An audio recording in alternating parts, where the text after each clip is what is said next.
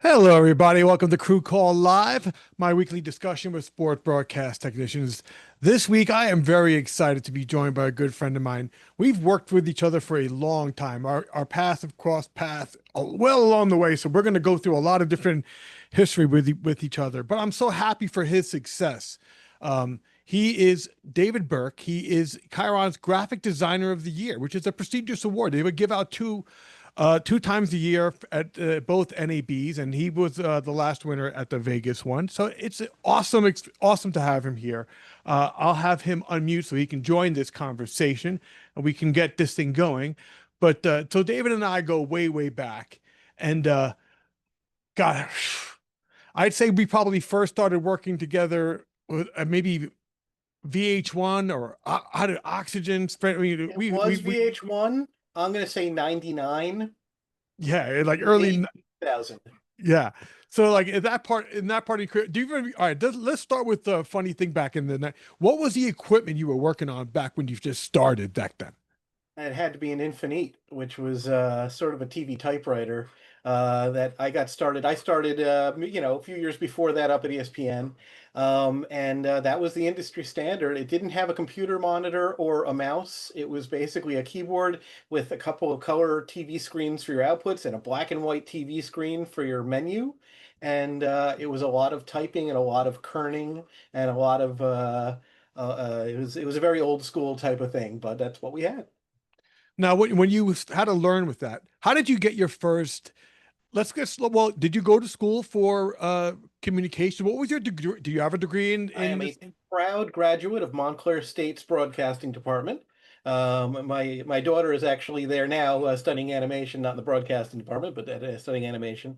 They were terrific. And I was basically working late one day, and they came in and said, "Hey, we got a job for you at the Meadowlands doing the scoreboard. Do you want it?" I said, "Yeah, of course." So I was maybe halfway through college at that point and started doing the scoreboards for the Jumbotron at the Meadowlands. And I learned how to animate basically with Light Bright, with using old school pixel boards and whatnot. So, and I started animating and did that for a couple of years. And then somebody said, "Hey, you should take the Infinite class," which I did, which was like a 5-day class they give out in Long Island. They used to. And and then from there I took a job up at ESPN and started doing it for real. So with Chyron Infinite, the company's well, Chyron is still around, and now Oh yeah. so the Infinite, it was the Infinite.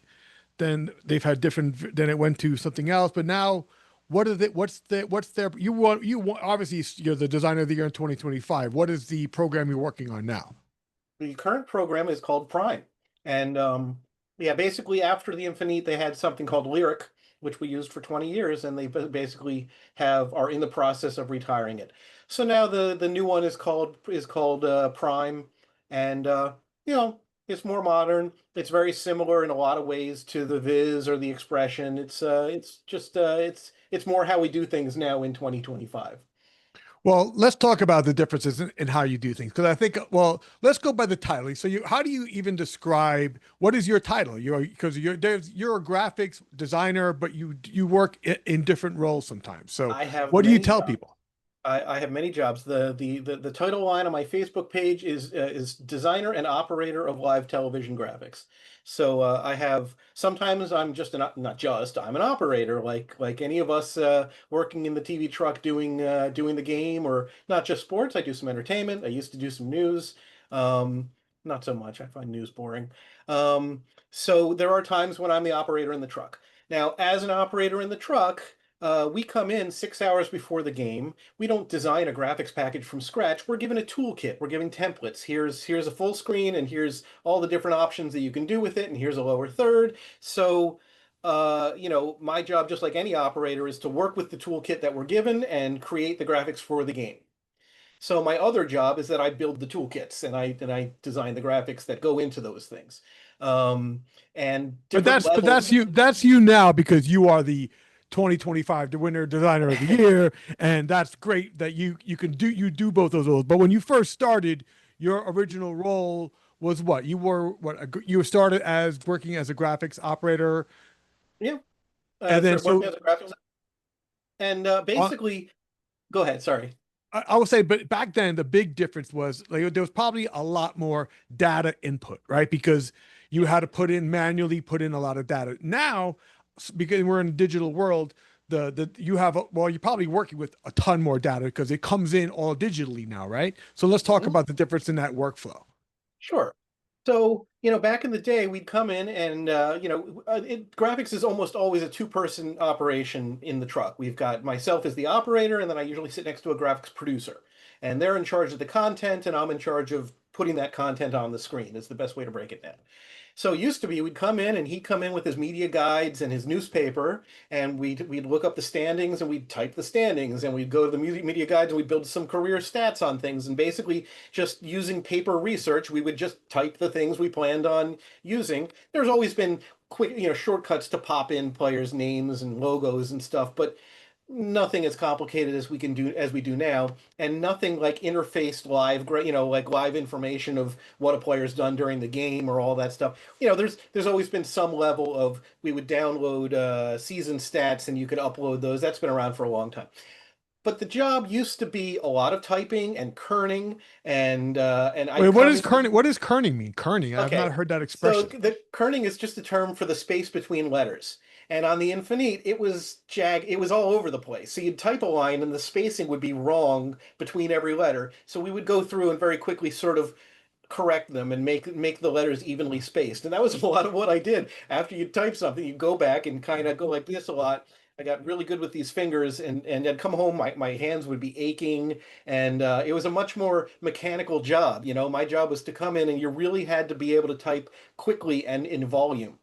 And Now, then, so but much of wait, what we do, back then you talk about a graphic, like a simple thing like popping in something like a lower third like that, dropping in a simple thing yeah, like that. Yeah, and you have to adjust it right. to make sure the height where it wasn't blocked because you always have to worry about what's downstream in sports, and every network has a bug or a logo somewhere or down the line, whatever. But so with that workflow and everything else, let's talk about a little bit about the people. So you mentioned that you work with a producer, comes in and says, all right, so they come in with storylines and everything else, and then you have to interpolate those storylines. How much time goes into uh, pre-building stuff prior to game time? Well, let's see. A typical day, we come in around 1 o'clock or so for a 7 o'clock game. And the first thing on the list is always take care of your sponsored elements, right? Because that's the only thing that matters. So we come in and usually they'll have a checklist of, here's our sponsored items. We need to have a sponsored full screen about our highlight player, and we need to have a sponsored, whatever it is. So we go through the list, and we build our billboards, and if there's like scoreboards and things like that that have sponsored ships on us, we go through that and make sure all the sponsor stuff is taken care of. Then of course every show is different, but basically, and now we download so much stuff. So you come in and you spend your first hour really sort of copying everything over and configuring everything, and downloading your stat pack, your stats for your season stats and all that stuff. So there's a lot of setup involved and a lot of computing involved.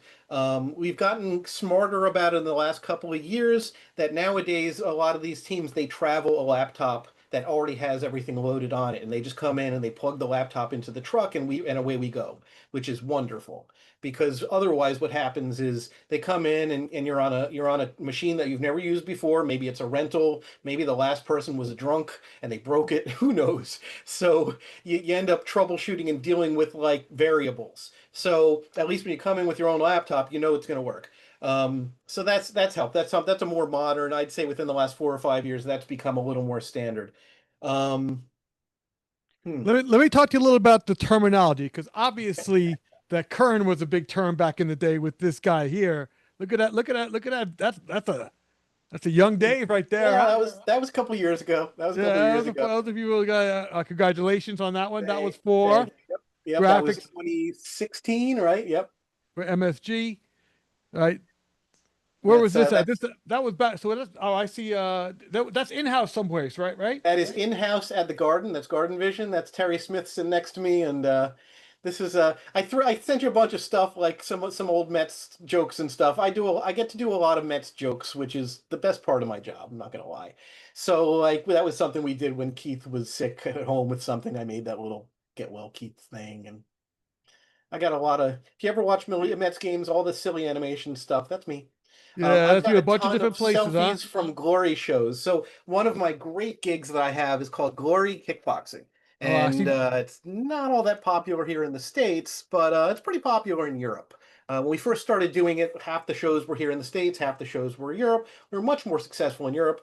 I was lucky enough to stay on the crew, so 6 or 8 times a year I get to fly to Amsterdam and do a show, which is kind of neat.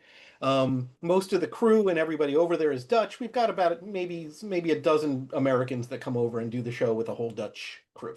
So that's a lot of those pictures there. A lot of pictures of me at Mets games. I've been working with the Mets since 2006, whenever basically when SNY started, that was when I started with them. Hot dog eating. I have done 23 consecutive hot dog eating contests at Coney Island, going back to 2003 or whatever. Now, Uh, when you do something like that, and you're hot dog eating contest and whatever like that, the one thing I've always loved about your work is that you do a lot of things that are obviously there's a lot of data that you can't play with and you can't manipulate, and it is what it is. The facts are the facts are the facts. But sometimes the way the facts can be presented can have a hint of humor, creativity, and you are really, really good at doing that kind of and slipping that kind of stuff into your work, which I Thank you. find really, really fun and interesting. So I always liked the way you use your work to be creative in that way. Tell you, I try not to be gratuitous about it. Like I try to find ways to be fun, but by the same token, I don't want to just throw something in there that doesn't really have any context just because I think it's funny. It has to play into the game. It has to be something worth, talking about in the game. I do a lot of these themes of the game. That's when they get to be silly. So yeah, that's Mr. Met in his dad jeans and golf club and whatnot. Um, I try to always find some context for these things and not just do stupid stuff for no reason. Yeah, I like that. I like that because it looks like that he's ready for one of those Geico commercials. Don't be like your dad, whatever, with Yeah, those exactly. pants on. So that's awesome. That you are there.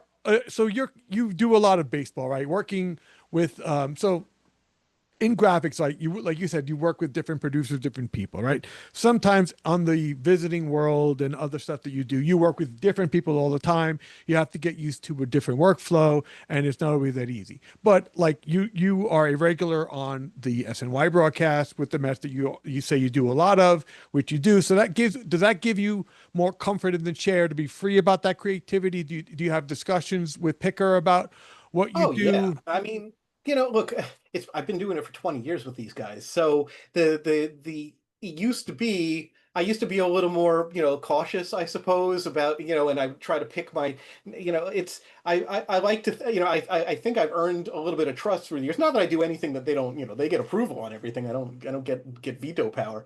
But these days they let pretty much whatever I think of, they're usually pretty happy about.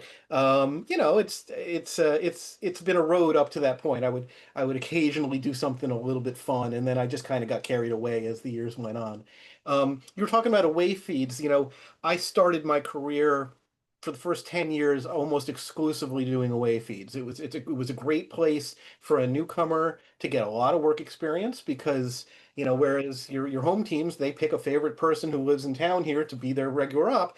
Basically, whoever's left gets put on the away feeds. Um, and it was a terrific experience because every day is a new show with a new team and new graphics and usually a new different equipment. And you had to get really good at everything and get really good at figuring out in a very short time how to do somebody else's show every day. And you become so much more skilled that way than somebody who's only done one show their whole lives. Um, it's a shame because one of the things that's changed about graphics these days is that there are hardly any visiting feed jobs for a graphics operator anymore. Well, that's one Um, of the jobs that they want to make remote, and they're going to do in well, a different way than we normally see it done. and The I'll job tell isn't you, going away; it's moving to another way and being done a different way. So, correct, correct. Yeah, so there's a lot of Remy's.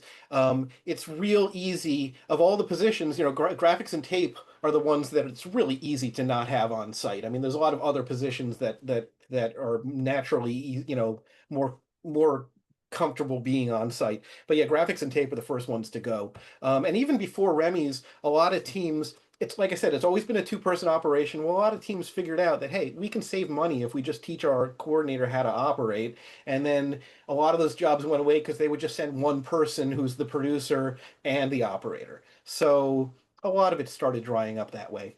Um, but that's the changing business, and you find Remy opportunities of your own. If they're not gonna hire local operators, well, you know what? We have Remy facilities around here. I do some work out of Freedom Broadcast in Clifton these days. You just gotta. You It's find the not like work. work, The work is huh? out there if you look for it, right? That's what you're It's saying. out there. It's just evolving. That's all. Like everything else, it's just evolving, and you gotta figure out where it is next. So would you still recommend it as a career path then? Like you've been in it for 30 years, right? Your Yeah, daughter's in school doing similar, not so similar, but interested in broadcast, but yeah, still the same. Look, it depends on what you want to do. I am a TV guy who taught myself how to hack enough Photoshop to get through it. I am not artistically trained at all. I was a technical guy who learned a little bit of all the different positions, and I just took to graphics and sort of learned, I was trained as an operator, but I learned the art side of it kind of just myself, just by, um, you know, one way that this business is changing is I don't think that regional sports is quite the booming industry that it was 20 years ago. I think that a lot of that is there are fewer jobs. There's a lot more network stuff going on. There's a lot of your Apple TVs and your Roku TV games and things like that. But you know, ultimately the Mets are still playing. It's just a matter of not necessarily all the works in the regional sport networks anymore, but it's the same number of games. It's the same thing. It's just shifting. Like there's still work. It's just a shifting thing. So would I recommend it to a young person? Hey, look, I love what I do. I would never not recommend this to somebody. But I don't know how to get started in 2025 exactly. It's a different path probably than I took. well, that's what Um, that's a lot of the reason why I started this is because it is like the path to the crafts don't exist the way that it did for us, for you, and for me. Like we started in local cable, whatever. But the key is exposure, either being exposed to the equipment or be exposed to the people that operate the equipment, and you can learn from them. Like you took class outside of your schooling, you went to classes from these companies. A lot of these companies still offer these classes. You know what I mean? So it is in your best interest if you want to pursue this career, education is probably the key to that stuff. Finding these companies, finding the facilities, a lot of it, because I will say the big learning curve or difficult thing with your career path is that, like you said, you have to know there's different software packages for different productions who use different things, and you don't want to be surprised that the new what's the new one called from Chyron? yeah, uh, Prime. Prime, Yeah. yeah, like Prime up and down, and all of a sudden you walk in there and they have what another a competing thing. I mean, you could probably figure something out, but you don't want to be unprepared for that stuff. Well, and I mean, again, it's the difference between operating and designing too. As an operator, they're all similar. I mean, it's not like if you've never seen a machine before that I would say just show up and do it. I mean, I've said that to people, but um, to learn to operate something it might take a couple days to learn all the ins and outs. It's designing that takes weeks or months or years to learn So that was your really hardest transition when you went from operating and said, you know what, I know I see because you've seen the designer's work coming in because that's what you had to work with, and then right. you were like, I think I could create the work. I can jump a source over and start creating the work that other operators that might have been a better path because thinking about that, like you already, as the guy who has been taking the work in and working with it, you knew exactly what that person needs or could Yes. use. That I like to think that's my biggest selling point. I say that to people all the time when I'm trying to get money out of them, is that I'm an operator first. It's funny. I started doing this, and I would say my confidence preceded my experience. I was a wise ass who thought he knew everything, and now I still am. But now I have some experience behind it.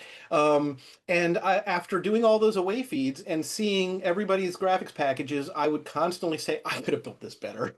And so one day I said, all right, guess I should. And yeah, I mean, I started out with a couple of small things. I did a Quinnipiac basketball package, like, that was probably one of the very first things I did. I do a lot of fight sports in general, so I did a couple of boxing packages early on. Um, and I was probably maybe had only done it for maybe 2 or 3 years, small projects like that, before I got my first real one was the Mets in 2007. And yeah, I mean, it's Well, anytime. I love your work with the Mets. The Mets has been a fun little thing for you there. Yeah, You've had a few years of, man, there's always with the Mets. There's no shortage of storylines. That's for sure, right? There's yeah, always every season. Yeah, you could. I don't know. So this goes back. There goes hockey, and oh yeah, these are some of the guys that we work with. Oh God, that one. That is the worst TV truck in television. That is actually a television truck. As you can see, it's being pulled by a Jeep Wrangler, and I think it might still exist. But that was like a college basketball game, and it was like February, and every time they opened those back doors, all of my papers would fly into the street. It was like that was like a I did that game and I said, it's time for me to find something else to do. Like, I'm not doing any of these yeah, these bottom of the barrel college basketball games anymore because I of know, but that truck. we all have stuff in our career that you know what. Listen, I've always said making some money is better than making no money, That's and right. sometimes it's good to even get experience on a I don't want to say it on a shit show, but Yeah. because you will learn you will get experience in troubleshooting. You know what I mean? You will have to figure out how to make it work because Yes. the show will must go on. If there's a game gonna the game the tip whatever game you're there for is gonna happen, and the no one's gonna say forget it. I've done very few instances that I've seen in my career where they've lived without certain equipment without making it work, without As giving a 1,000% effort into making something work and making it work by any means possible. It can be a lot more fun to do the smaller shows and to have to come up with something out of nothing. I mean, I enjoy that side of it. It just didn't have to be in that truck and outdoors. That was the thing. But yes, absolutely. Look, as a freelancer, we're always hustling, I mean, you can't be complacent. You can't be that choosy about. You have to just take everything that you can fit in your calendar because you don't know when you're gonna meet somebody. I don't know when I'm going to meet somebody that's going to call me the next day and say, "Hey, look, we want to do a new graphics package next year. Are you available?" Well, you know what? It's all by being on everybody's shows and doing all those visiting feeds. Everybody got to know me too, and you work a small show and maybe 5 years later, somebody you worked with on that became vice president of a network somewhere else and they remember you for that stuff. Everything comes around, you just have to show up and do a good job, even for the shows that you don't consider as important or whatever. And again, it's still a living, it might not be the most glamorous, but you gotta make a living sometimes. But like, I like what you've done with your career by picking up another. I mean, I don't think you've picked up another craft. You've just expanded your craft. You went from a graphics operator to be a designer as well. If you like, I've done camera for a long time, but I also do some video work. I always said it doesn't hurt to have another reason for your phone to ring as a freelancer, and Yeah, any other thing you learn, any education in this business, anything you learn is never going to be not of value to you somewhere down the line. As a right. video guy, learning video as a camera op helped me learn my tool better, helped me learn the limitations of what I'm working with. So all of that is good in there. Education, I think, is a foundational thing because especially in the way this industry is crazy changing with technology, so much of it, and the educational opportunities I think are going to become slim or more difficult. You see a lot of things online. I did a workshop in person, which you were a part of, and I thank you so much for that. That was really kind of It was cool. fun. What was your impression of that whole event thing? Well, I mean, I was impressed by how many people showed up, and everybody was just so enthusiastic, and they just being surrounded by people that really wanted to be me, it's kind of cool, and it was cool to see everybody who, just to see people excited to do what we do, because I'm excited to do what we do. We love what we do, and it's nice to be able to share with people, hey, look, here's what I love doing. You know what I mean? And people really pick up on that and they're like, wow, I could do that too. You know what I mean? Like it's it was nice to see that kind of enthusiasm. It's funny, I actually ran into somebody, I'm sorry, I forgot his name, but who I had met at that workshop, and then I was sitting up, it was the Rangers opener like last week, and he's like, "Hey, I know you. I was at that craft thing." Like, yeah, yeah, yeah, I remember you. Remember the face, just not the name. Well, Um, I thought that was really cool of you being a part of this thing. Getting it all together was a lot. These guys, we had a lot of cool people that show up to this thing. I pulled it off. I was really happy that I pulled it off, you but did a great job with it, yeah. I could not have done it without you guys, all the support that you guys, it was really, really cool. But a lot of people, said so many cool things about you, that you were so approachable. And so I'm curious, did you have other mentors along the way? Do you still, like, I know, um, a lot of the resources that we have are our colleagues. We have friends, even though you would think, because we're freelancers, that it's a competitive, but it's not competitive in that way. You're No, the guys that you work absolutely with. not. Yeah. The successful ones are not territorial. The territorial ones are the ones that are constantly looking for work. Because what comes around goes around. And if you have the kind of attitude that you're going to be protective and be a jerk to people because you're trying to protect your job, people pick up on that, and then they don't want to work with you anymore. Who were my mentors? Well, I mean, when I first started doing this, it was the operators who had been here for a while, who were who showed me the ropes. Sarah Mann was here when I was working here. She was terrific. Susan Homaker, she used to, I mean, these are people who still work with us now. I'm just saying people that were around at the time. Um, and then from designing, let's see. There's a guy named Marty Dormady that everybody who's worked on a Chyron has met or knows of at some point. He worked for Chyron for years and years, and he owns a company now that does the same kind of things that I do. He does design and training and things like that also. Um, and yeah, I mean, I'm always any fellow designers, there aren't that many of us who do these kinds of sports packages, but there's a few dozen of us around, and we're constantly calling each other and sharing things, especially like macros and stuff. I mean, I'm not a computer programmer. I learned how to write. We do macros. That's basically all of our different coding that we do, that I do on a graphics package, and I learned it by copying and pasting, basically. Yeah, there's a So macro yeah, template. So so those are macros. So that means that is like, so this is your template. You designed this thing? yeah, yeah, yeah. I wasn't the first. Basically, on a Chyron keyboard, above the normal keys, there's two rows of 8 keys that once upon a time were used for selecting fonts and colors. But now they're just basically 16 keys that are easy to get to. So I've been doing those paper templates forever, and each button has, has a. It's basically each of those is a hotkey that triggers a macro. That's a program that does something. So on the top row, I've got buttons that'll, you've got a lower third. So one button will add a top node, another button will add a bottom node, you'll add a sponsor. Doink is what I call if you want to highlight something. So, and then on the bottom row, I've got ways of manipulating text. You can swap rows up and down. You can change the font size, the font color, the font weight. So I didn't invent these things. I just basically came up with a nice system to be able to do all these sorts of things quickly. Um, because that's always the name of the game, is doing So everything that as so fast. the so that's like you make your own little cheat sheet. You make your own. You work with your own design stuff to help you make your job easier. Now, how long into the process of working as a graphic artist? So like, do you, or designer and or operator, do you build your own templates? Like, when did you realize that it's key to have this stuff? It's key to, if you're going to do baseball for each part. So you have a pre. So then, do you keep them online? Do you keep them on a drive? Well, it's How much part of the updating do package. you do? I mean, well, that's all right. It's part of the package. Basically, when you get a toolkit, we just call it a graphics disk. So when you get your disk, that's just part of it that comes with it. Yeah, Do I? can you show us something, that show us Yeah, sure, sure, what you sure, might. absolutely.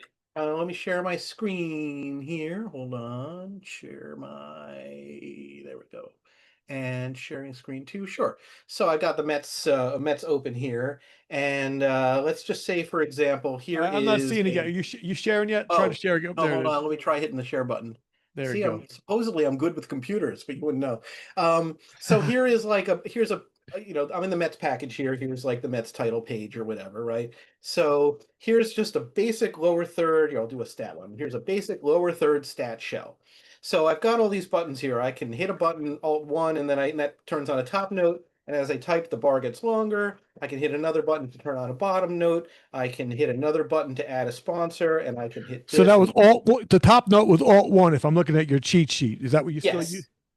Yeah, so I don't have a fancy Chyron keyboard. I just have a regular keyboard where it's Alt 1. But basically, it's just there's a button right underneath that label on the thing. And you just hit the button, basically. Um, so yeah, so there's something like that. Let's see. And then I've got ways to pop in players, so I can hit like this is host pop, right? And I can put in number 20. And there's Pete Alonso. He is technically still a Met. Actually, I guess technically he's not a Met, right? He's a free agent at the moment, but let's Yeah, hope he's well, I don't know. If there's enough money, I don't know, man. Could they lose him? I mean, could he really risk?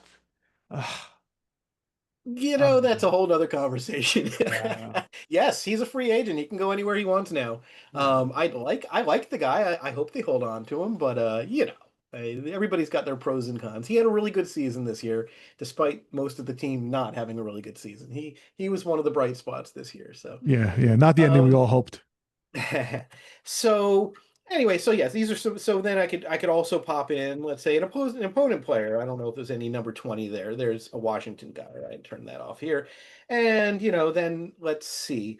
I've got this thing. I came up with the system. It's called Dial a Template. This is one of my signature things. Dial a Basically, template. Is there a phone number attached? You should there's yeah, definitely add right. that. Oh, it is. I'm an old school guy, it's I like touch tone phones and things. Anyway, so I came up with the system years ago that some of these graphics packages, there might be hundreds and hundreds and hundreds of templates, and you get a binder and you have to go through pages after pages to find the right thing. So what I do is, for one thing, I try to have as few templates as possible and try to make them each template do a lot of different things.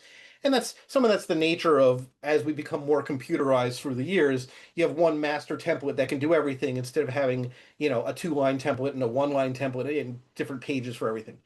So as an operator, I can call up and my coordinator will say, okay, let me get a one head with two columns, right? And I just put in a two there, and voila, there's a one headshot graphic with two columns. I can pop in Pete Alonso there, and then he shows up with his headshot. And I don't know why that number is the Padres. I'm not sure what happened there. Um, but anyway, Oh, same oh, thing. is that? Oh my God, could that be foreshadowing? If that happens, You that's saw it going to be here crazy. first, folks. Yeah.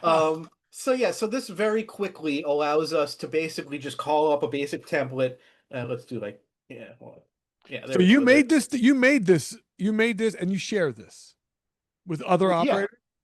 right. I mean, so for one thing, talk about the two-person operation, right? So the coordinator generally is the person that travels with the team and does every game.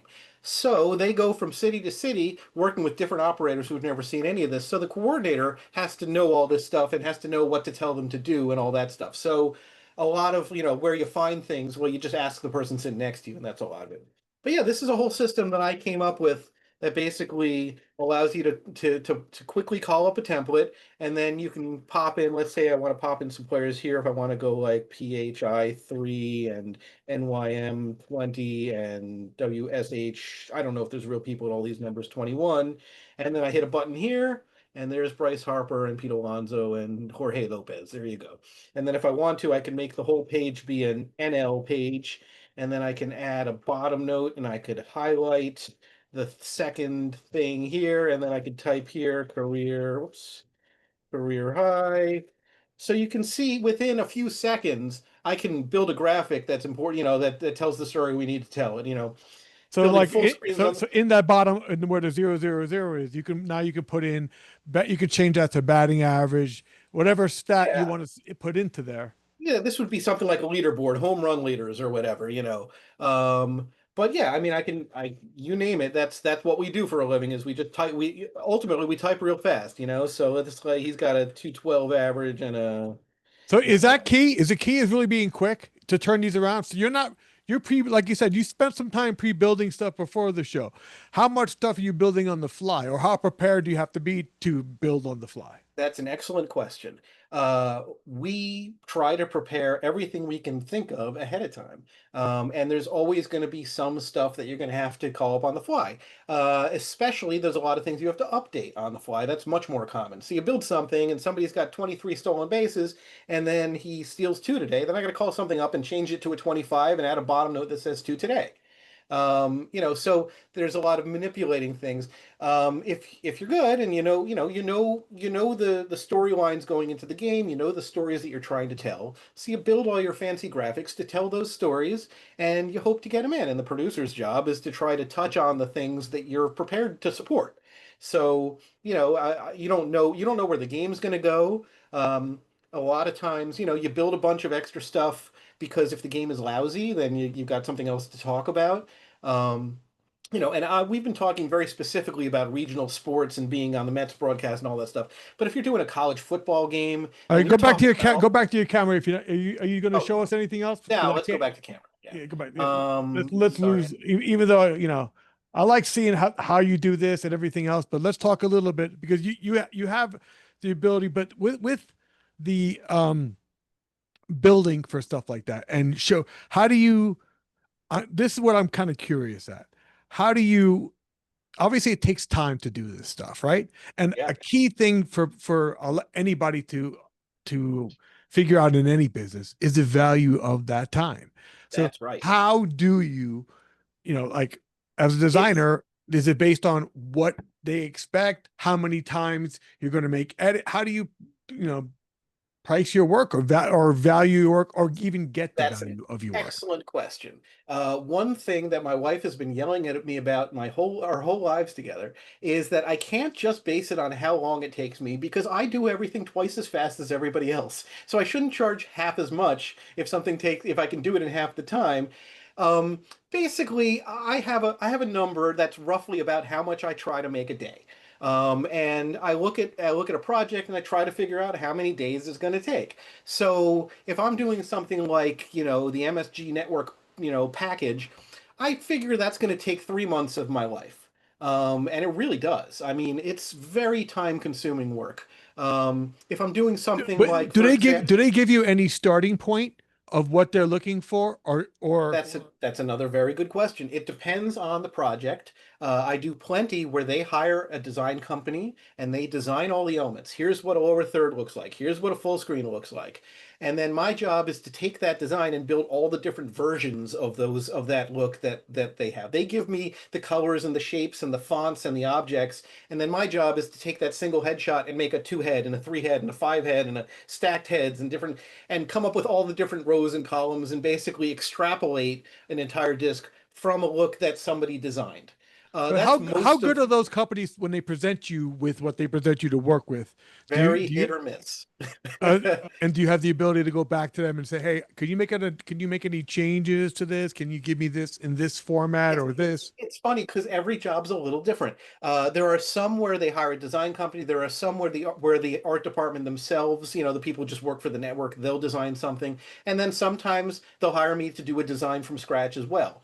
Um, Depending on the company and depending on how much, you kind of get a vibe. You meet with people a lot. There's a lot of Zooms and phone calls at the beginning of the thing, and if I get the vibe that they're being very specific about the things that they want to see, then I will show them examples and say, okay, how's this and all that stuff, and I'll go through that approval process. Sometimes they'll be like, here's what we think, here's what we're thinking, go nuts. And then you just don't get any feedback and you just build everything and you hope that when they see it all at the end, they like it because now we're out of time and it's too late for me to go back and change everything. So it's simply a matter of it's just different from client to client.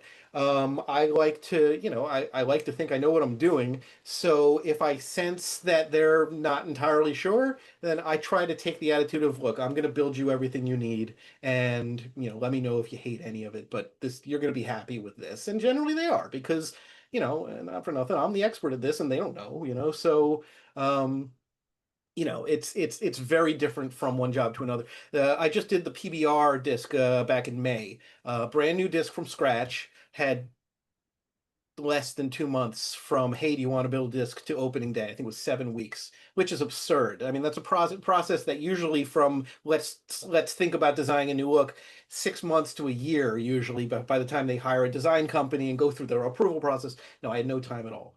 So I subcontracted an artist that I've worked with many times, and she gave me, we worked together and then we kind of came up with our ideas, and then she kind of gave me, here's a lower third and here's a full screen, and then I worked with her to make it, so we decided on something, and then I went about my process from there. I like those jobs because I make more money because then I'm the designer as well as the integrator. Most of what I'm talking about doing here is integration. I take a design and I integrate it into the Chyron or whatever. Integrating means make it usable for these shows and Yeah. in the way that would fit the storyline. I mean, we are. Well, I always say all of our crafts are we're storytellers. Yeah. That's what we do. And I tell my story with my camera and my lens. You sell your story, tell your story with the images and graphics and everything else. So let's talk a little bit about the future of storytelling because I'm fascinated by some of the graphics. Like there's a show happening tonight behind me. It's going to be that Thursday night football, and you know there's a lot now involved in the presentation of these things, the Yes. three-dimensional things, everything else. Let's talk about the future of it. Where do you think we're going? What do you like? What do you don't like? Storytelling is storytelling. The toys change, but you're still trying to tell the story of why the team that's winning the game is winning the game. I mean that doesn't change. So, when you look at the brand new Monday Night Football package or whatever, you know, maybe they'll have animated headshots or moving headshots, or they're doing all kinds of things with AR where they have a big wide shot and you have a big thing that looks like a graphic that's really on the field and all that stuff. And I think what usually happens is somebody comes up with these very pretty things, and then they just try to find a way to jam it onto the show. And some of it I think sticks, and some of it I think they take, it doesn't stick because aside from being pretty, it doesn't really add much. Well, I mean, that is the thing, right? I've always felt like I love the tools of the trade. I love all the things that we can add to the thing. But even ask any chef who makes this, like there's a point at which you can add too much and ruin a recipe. You know what I yeah, mean? that's So right. A lot of it is as this technology has advanced. We would spend those 6 hours before the game typing the basics and just building the basics and not have a whole lot of time left over to get too in depth with anything because everything was very mechanical and had to be done. The more these macros and the more data we bring in and all that stuff, all of that is to save time. And if we save enough time, aside from getting a longer lunch break, that gives us a chance to think about telling more in-depth stories and taking more time to do more complicated things. So I would say as the technology advances, I like to think you're going to see better graphics because so much of it is automated. Now, the flip side of that is, of course, they automate things to get rid of the operators also. That's another side of it. But I um, mean, I think that hurts. I mean, it's going to hurt our industry in more ways than one. Not the financial It way. already has. There's no such thing as a news graphics operator anymore. That's something that I started out doing a lot of, and everything goes through an automated news system. The producer types their story into the teleprompter, and then they type star CG1 and the person's name and their title, and there's no operator connected to this, and then they just gets run through the news system, and it automatically triggers everything. Yeah, There's a lot of but that. then that becomes like it's generic storytelling, and then the little thing like it's called production value, right? There's a value to the way you tell your story, and obviously, I think that all matters. I mean, the the the story is very important. It's the key of the whole thing. So you really want to make it, you want to make that thing the best thing possible. So I don't know. You can hurt it more than you can help it if it's not done right. The So I problem is, no, this obviously can be a much longer conversation. The problem generally is that the people who make the decisions about money are not the people who make decisions about the content. So, it looks, as long as it looks good on the bottom line, then the people who want the show to be better don't necessarily get a voice in that equation. You know what I mean? It's sometimes, if producers were in charge of were always in charge of the money, then the decisions would be a lot different. Let's put it Yeah, that well, way. I know the producers don't like it. It's the bean counters, the accountants. I mean, well, listen, there's no way around it. We are in a transitional point in this industry from networks to streaming. Like we a lot of our we're in unions, and we're in broadcast unions that have a lot of terminology over. They used to be about over the air and everything. I mean, the reality is a lot of our contracts had streaming put in there in language that kind of hurt us Yeah. because they put the work at a lesser value than it really is because it's the future. I don't know what you want to call it. It's what we're producing and it's a product. It is what it is. It's a product, and there's a value to the products A that game we is a all make. And a game is a game. It doesn't really matter if it's streaming or on broadcast. My job doesn't change. You know what I mean? I don't necessarily know or care where we're airing because I've still got to font the batter, you know?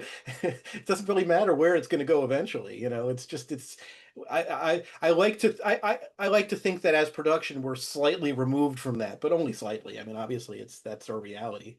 I do like the fact that even though you've been doing this for 30 years and that you talk about the way you do your craft and then you say that even though that the way the workflow does and it's all about time management and it offers you it can if done correctly free up some of that time and you say that that time is so valuable to you because it offers you a chance to be creative and maybe so do you find yourself a lot of the times in those moments of a game or whatever saying, hey, talking to that producer saying, hey, we could do a graphic like this, we can pop something in like this, I can build something like this, or do you build it and then show it?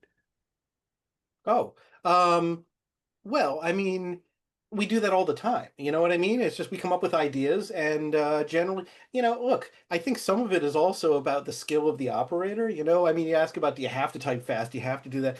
When these guys go on the road, sometimes, you never know who you're going to get. And if you got somebody who's less confident in what they're doing, then you're going to stick to the basics, and you're not going to really freelance. You're not going to get improvise too much. You're going to stick to what you have. If the producer's working with somebody that they trust and that they know can multitask and still keep track of the guy who's at the plate while we're building something on the other channel that might be fancy, those I love those moments. You know what I mean? Like for me, that's when I'm alive. Is when we're doing three things at once and something exciting is going in the game, and I want to make something special for that.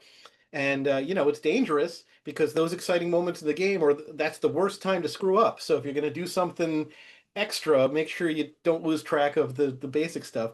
But and then if you're working with the same team all the time, then maybe it's something we'll say, hey, let's do something tomorrow, and just leave it at that, and then we'll just take a note of it, and that'll be how we'll start the day tomorrow. Is hey, remember that great play? Because especially a sport like baseball, day to day, you're always looking back at the previous couple of games too.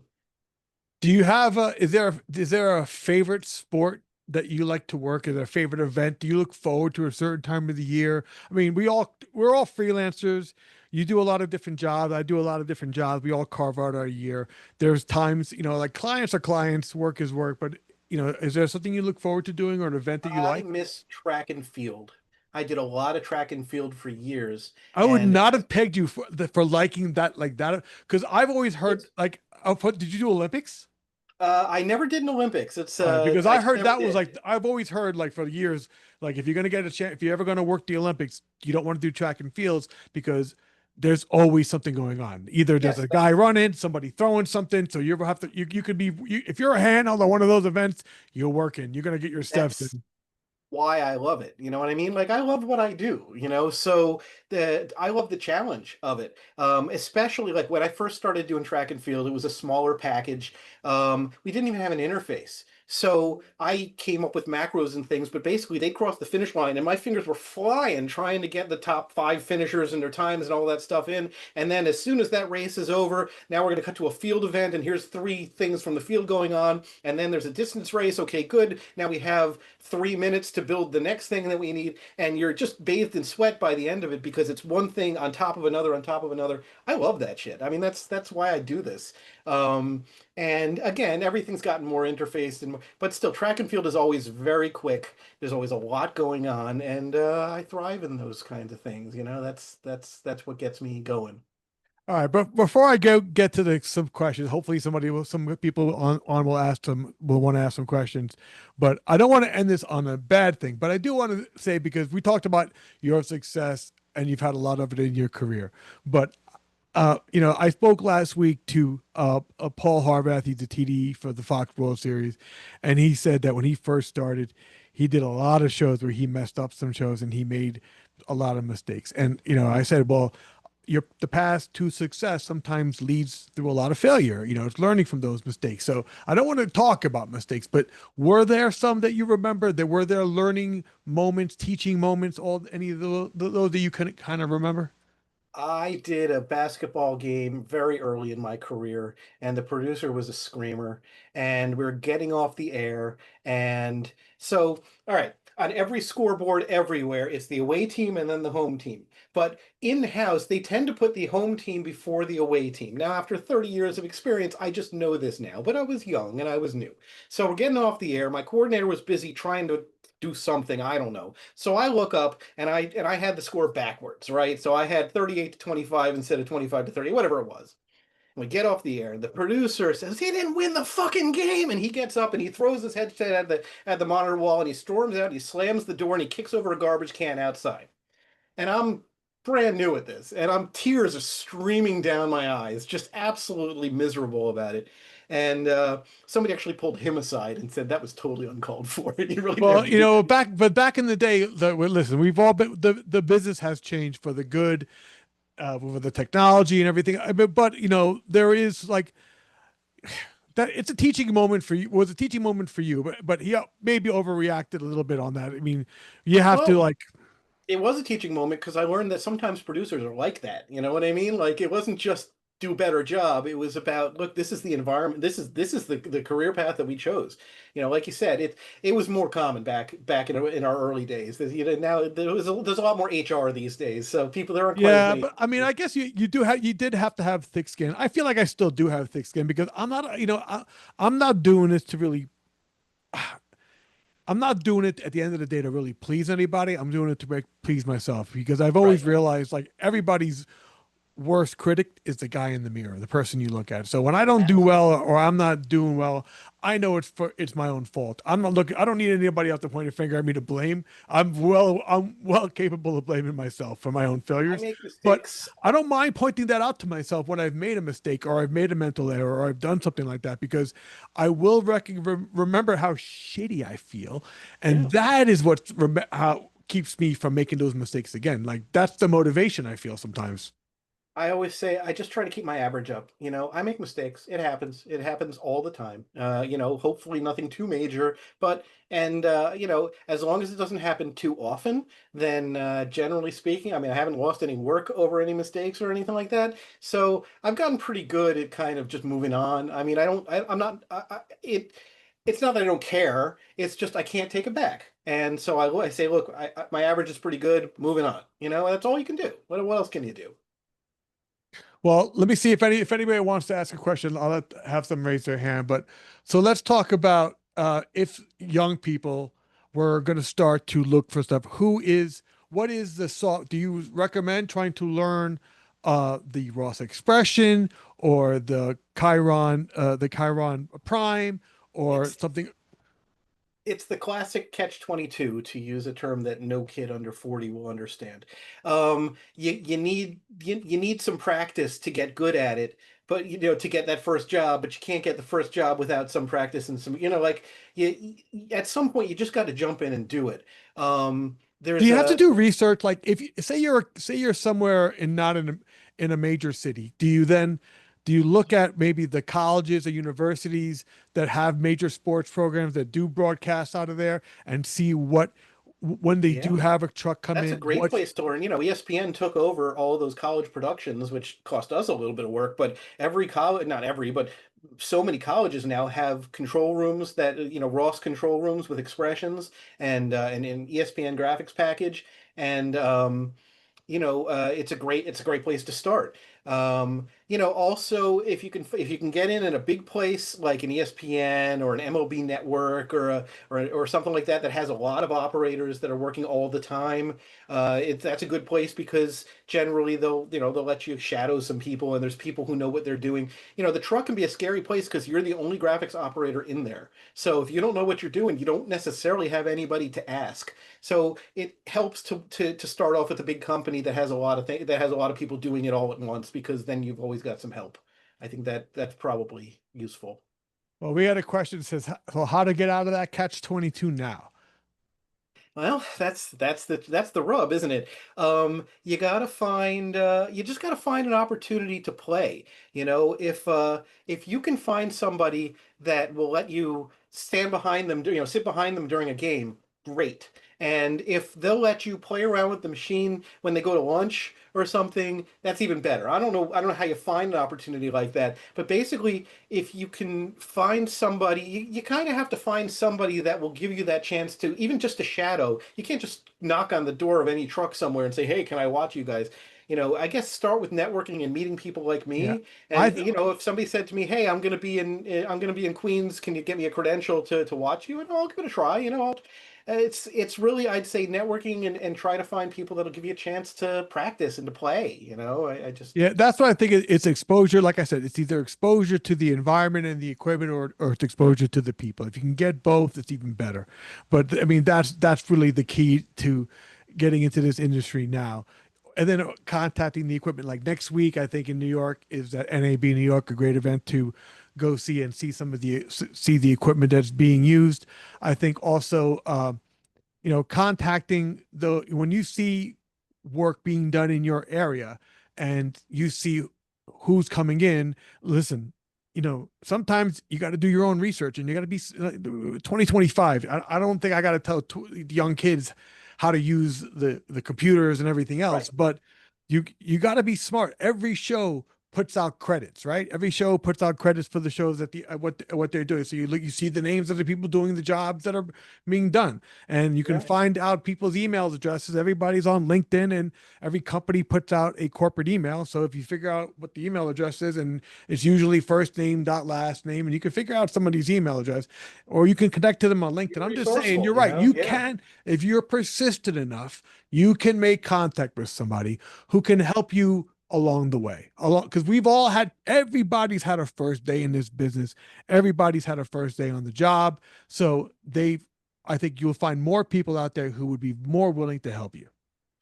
One other thing that's changed a little bit, in-house production is a full-on production these days. And when I started doing it, it was basically it was even then it was a great place to start and to learn because it was kind of like, it was considered kid stuff to some No, extent. I agree. Now I totally agree. Like back then, there was a bigger separation between the equipment on in-house and it was broadcast a production. junior production, but Right, now but it's a but the full-on concepts were production. still the same. You were But still covering the games. You were still learning the concepts, but you just weren't working with the better equipment that was being and used. there's a lot of work there is kind of what I'm getting at. Every team's got a control room. Every stadium and arena's got a control room, and they have in-house people, and they tend to be a lot of young people who get started in those in-house productions.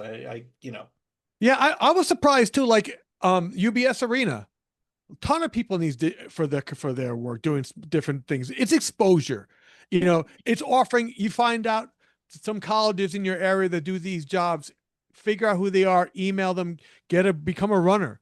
Just get exposed because there's been plenty of times that I've been on a job and there's been a runner or somebody else, an intern, and they say, "Oh, hey, can I, you show them something." People, if they're in One there of and you answer the questions.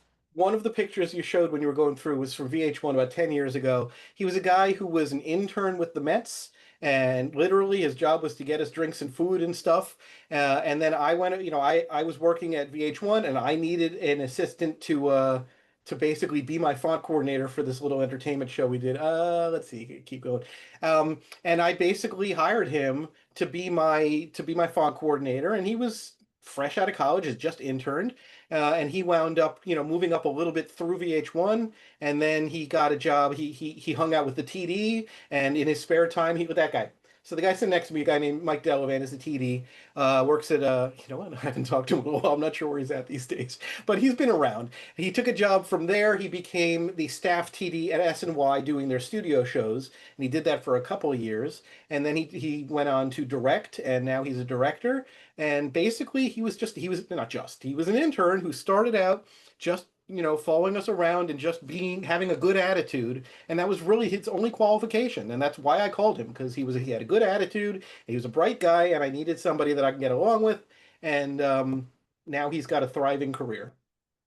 Well, that's great. I think that's a great way to end this thing is that when you make contact with somebody, you can make a connection with somebody, and then you can see that person sometimes down the line in a different part in their career, and you can feel good about having helped that person get to that point in their career. So, Yeah, and you Dave, know what? If you help a young person, then they tend to, if they tend to be loyal to you, and then, if nothing else, just as a freelancer, every time I help somebody find work, when they have something they can't do, I'm the first person they call and say, "Hey, I got a job. Are you available?" If you help people out, they usually come around and help you out too. That's why none of us are territorial. That's why we help each other out, because we're a community, and the more helpful you are to the people you work with, the more they tend to reciprocate.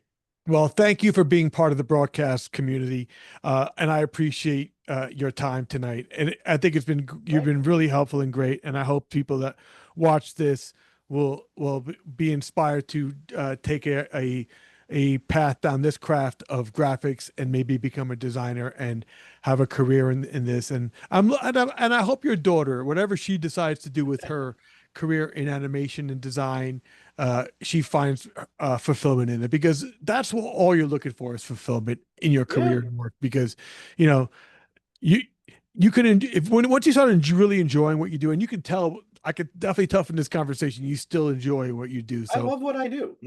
I have lucked out. I have found a job that I'm good at, that pays really well, that I enjoy the hell out of. I mean, who does that, yeah, that's that a I actually win-win, majored man. in. I mean, nobody who does that, you know? Well, wait, so give me this will be my last question, because I'm always fascinated by this, because like I said, I think a lot of people, find their way into this because of exposure. That's why you see a lot of legacy people, because they grew up around it. But Yeah. and then you had an idea and you went to school for this. So what was the exposure that you had that made you think about getting into television and doing that?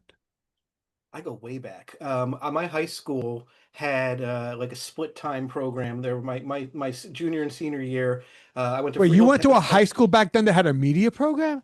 So Freehold Township High School, right? Part of a district that has five different schools, and each school has their own sort of magnet program. So Howell High School has the Fine and Performing Arts Center, and included in that was a video production course. So for 2 years, I spent half my day at Howell High School and half my day in Freehold Township High School. And it had a little control room. I mean, like we had an Amiga computer, and like really old. I mean, we're talking about, I'm pretty old. This was 90, 91. I graduated in 92.